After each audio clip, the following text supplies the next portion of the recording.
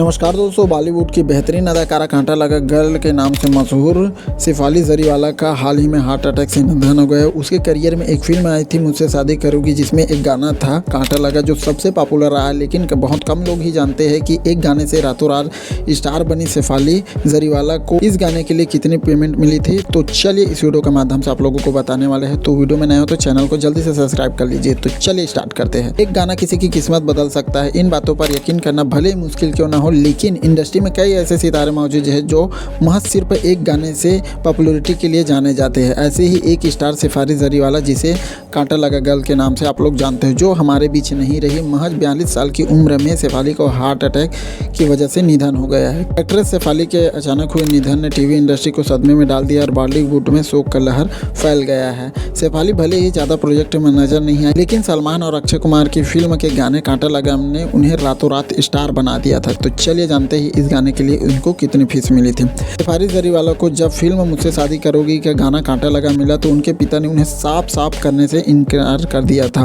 उस वक्त शेफाली कॉलेज में हुआ करती थी और उनके माता पिता चाहते थे कि वहाँ पढ़ाई पर ध्यान दे।